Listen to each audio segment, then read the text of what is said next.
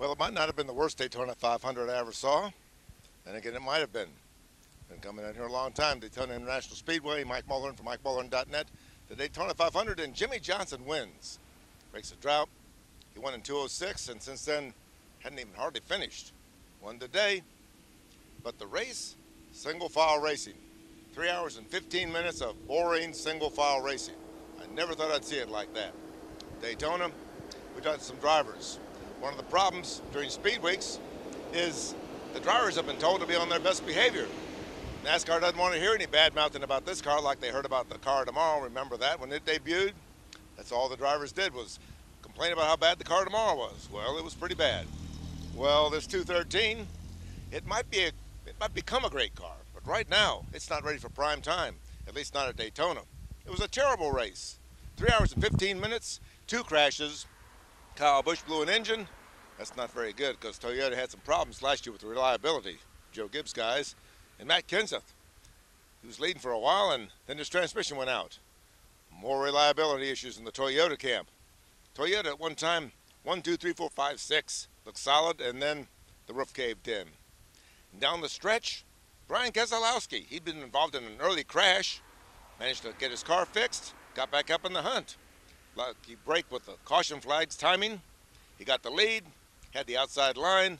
With about 20 laps to go, he looked like he was going to be home free. And then a mysterious piece of metal flew across the track, hit his car, and NASCAR brought out the yellow.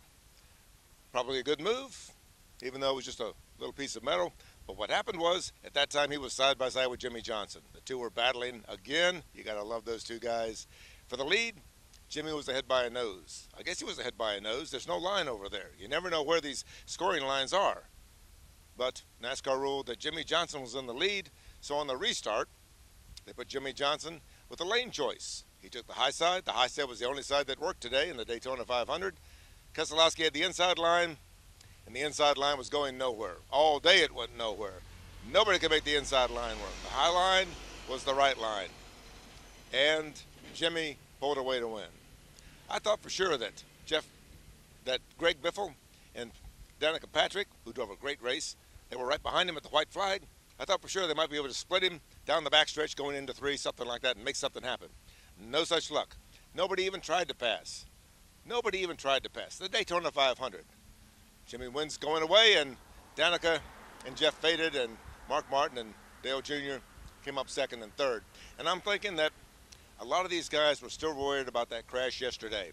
The bad crash, 30 people sent to the hospital, and the nationwide last lap crash when Reagan Smith tried to throw a block on Brad Keselowski.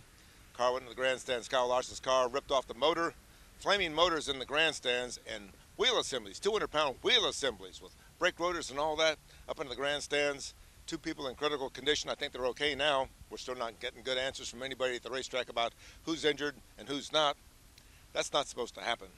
The fence did keep the car out of the grandstands, but when you see a flaming motor, which weighs maybe 800, 900 pounds, sitting there right next to a seat, and when you see wheels up there in the 10th row or the 12th row or whatever it was, and people bleeding, that's not good. NASCAR was shaken by that. The drivers were shaken by that. A bad incident like that, and it could be the end of NASCAR. It's that blunt. It's that clear. We had one at Talladega. Carl Edwards, remember. They made the fences stronger at Daytona and Talladega after that. We've had others. Jeff Bodine, remember. He was in a truck race here in 2000, had a bad crash. Some other bad crashes too. And I'm thinking that NASCAR's shaken, the drivers were shaken. They certainly didn't want to be part of sending somebody in the grandstands, but they didn't do any passing at all. It was a bad race. Sorry, you got to call it like you see it. One problem, the drivers don't want to talk about it. NASCAR doesn't want them to talk about it. We talked to a couple of drivers. They say that this car has some aero problems. You can see that.